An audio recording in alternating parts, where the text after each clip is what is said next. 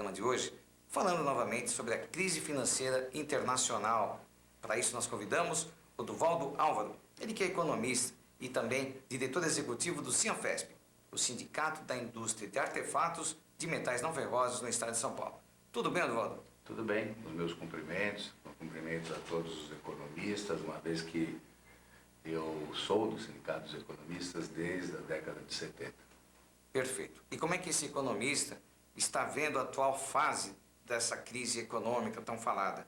Existe mesmo crise, Duvaldo? Me parece que quanto a isso não há muita dúvida, não é? Mas em que pé estão as coisas hoje? Não, existe uma crise, não há dúvida. Agora, o que talvez nós tivéssemos que analisar é a intensidade dessa crise, como é que ela vai atingir os países mais desenvolvidos e como é que o Brasil, que hoje faz parte dessa economia internacional, poderia ser atingido, né? Essa crise nós temos acompanhado muito aqui no nosso programa, e todo mundo pela imprensa, porque é um assunto diário, praticamente. Ela é como um paciente. A cada dia ela tem os seus dados, os seus registros, e esse paciente a gente vem monitorando. Em que fase você acredita que estejamos hoje? Já na fase de pensar nos remédios, porque pensou-se até que a doença não existisse. Falou-se em marola, isso aí parece que o Brasil nunca esteve tão bem estruturado para encarar uma crise como essa. E agora, em que fase está? Já existem saídas, alternativas? Você que lida também com essa área de trabalho, a relação capital-trabalho lá no Cianfesp? Não, que realmente nós estamos passando por um período de exceção, não há dúvida, né?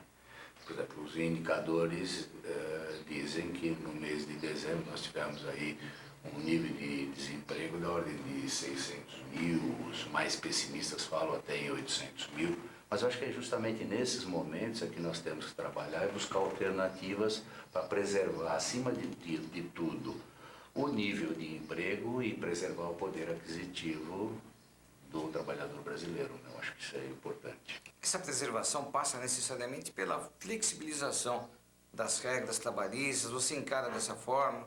Existem saídas dentro daquilo que a CLT nos permite?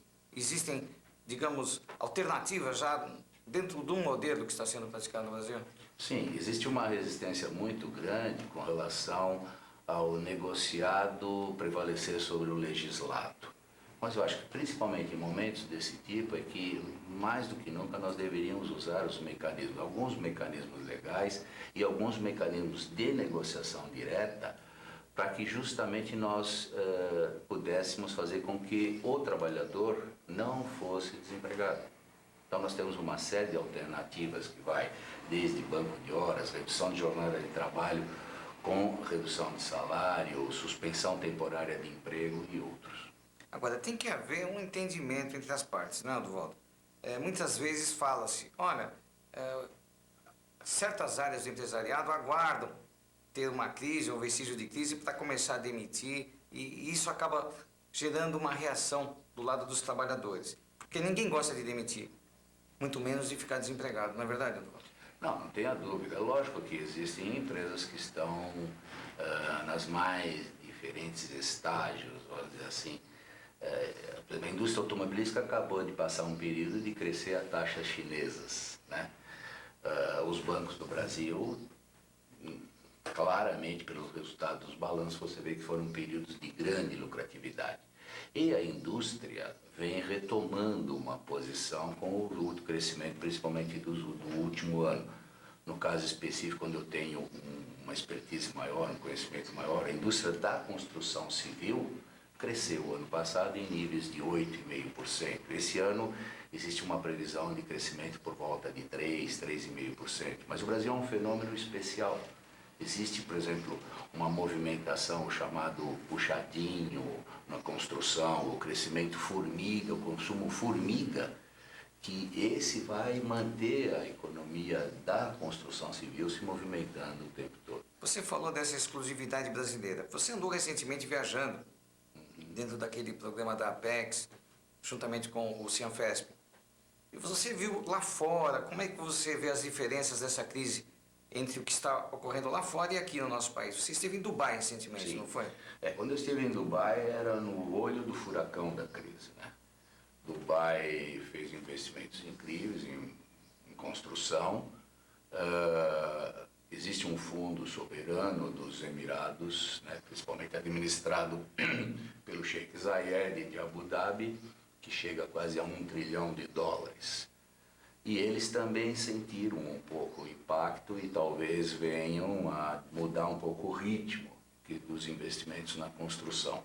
E nós fomos justamente para participar da Big Five para oferecer os nossos produtos, né, no caso específico de metais não ferrosos, são metais sanitários, fechaduras, dobradiças e cadeados. Porque o Brasil hoje detém uma tecnologia comparável aos países do primeiro mundo. Muito bem. Quer dizer, nós temos condições aqui de encarar a crise, não digo assim com vantagem, porém de uma forma muito melhor do que no passado. A situação... Eu trabalho há 55 anos. E eu aprendi que nós passamos por várias crises e a melhor coisa que tem para enfrentar a crise é levantar mais cedo, arregaçar as mangas e trabalhar muito mais do que estava trabalhando antes, que é a melhor solução para resolver os problemas. Eu acho que as empresas deveriam fazer isso, os empresários deveriam dar as mãos aos trabalhadores, todos nós dependemos de uma demanda que é gerada por essa distribuição de renda, né? E essa vai ser a solução para que nós saiamos da crise. Eu gosto de lembrar uma frase do Sêneca, né? Que tem um componente psicológico nisso tudo. O Sêneca foi preceptor do Nero e deu naquilo tudo que ele pôs fogo em Roma, mas o Sêneca era um gênio como filósofo. E ele falava, nada é terrível nas coisas, a não ser o medo das coisas terríveis. Então, eu acho que existe um componente muito maior do medo da crise do que a crise em si. Normalmente o ser humano desconhece, aliás, teme aquilo que desconhece. Sim. E já se conhece a verdadeira extensão da crise, talvez esse temor, parte dele não decorra de se desconhecer o verdadeiro tamanho dessa crise. Porque nós sabemos, os que estudam a história da economia, sabemos que essa crise é muito, pelo menos ela deverá ser muito menor que outras crises que nós tivemos. Vamos pegar o exemplo clássico da crise de 29. Naquela época eles não tinham a experiência de como tratar disso. Ao invés de socorrer as empresas que estavam quebrando, eles acharam que deveriam deixar as empresas quebrar. E aquilo foi como um efeito dominó. Você vê que em todo o mundo, e no Brasil também isso não foi diferente, as empresas que começaram a ter dificuldade foram socorridas, né? A ponto de nós até brincarmos, né, que no mundo atual nós estamos observando a socialização dos prejuízos e a privatização dos lucros. Falou-se muito disso. E pelo que você tem visto hoje, você que frequenta a Fiesp também, a perspectiva é boa? Você está hoje mais otimista do que há uns 3 ou 4 meses? Não, eu estou muito mais realista, né? Nem pessimista e nem otimista, estou muito mais realista. Nós realmente temos um problema na mão, né? No caso específico da construção civil, nós que estamos na fase de acabamento, nós não vamos sofrer de imediato essa crise, porque principalmente os lançamentos que foram feitos em 2007 e 2008 têm que ser acabados. Como nós entramos com o material de acabamento, nós achamos que ainda temos uma demanda cada vez menor, mas nesse primeiro semestre vamos enfrentar um período de um pouco mais de dificuldade no segundo semestre primeiro. E provavelmente até lá essa crise já foi mais equacionada e os problemas vão ser resolvidos. Perfeito. Você já deu aí a sua mensagem no sentido de que as pessoas arregassem as mangas, trabalhem, que não existe remédio melhor para a crise do que esse, não é verdade? Agora, o que você daria de orientação, com essa sua experiência de 50 anos que você disse de trabalho, não é isso? O que fazer hoje na prática, tanto empresas como trabalhadores, no seu dia a dia, para não se perder?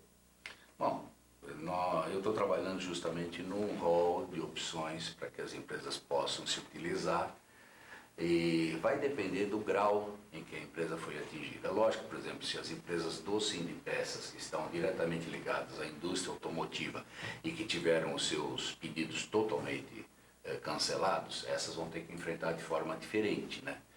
Mas empresas que tenham aí o impacto não tão intenso da crise vão poder optar entre um banco de horas, né? Vão poder optar entre uma redução de jornada com redução de salário, ou então uma suspensão temporária de trabalho. Nesse período, o trabalhador vai receber recursos do salário-desemprego, a empresa poderia complementar a diferença nisso até um determinado nível. São mecanismos que vai permitir com que a empresa mantenha o seu quadro, né? E que não venha a ocorrer o fenômeno brutal da demissão. Porque para um trabalhador, a demissão é traumática. Com certeza. E em termos sociais, a demanda, você tem problemas seríssimos. Vamos torcer então por um bom encaminhamento disso tudo. Sim. Oduvaldo, eu quero agradecer mais uma vez em nome do Sindicato dos Economistas sua vinda aqui para falar sobre a crise. Oduvaldo, que é economista e diretor executivo do Cianfesp, o Sindicato da Indústria de Artefatos de Metais Não Ferrosos do Estado de São Paulo. Sim, muito obrigado e me coloco à disposição conforme o desdobramento da crise, tomara que ela seja cada vez menor, nós estaremos aí à disposição para outros esclarecimentos. Muito obrigado. Nós que agradecemos. E é tudo por hoje. Está terminando o Economia Dia a Dia, o programa do Sindicato dos Economistas do Estado de São Paulo. Estaremos de volta na próxima terça-feira, às 10h30 da noite, aqui na TV Aberta de São Paulo. Tenham todos um excelente final de noite, uma ótima semana. E até lá.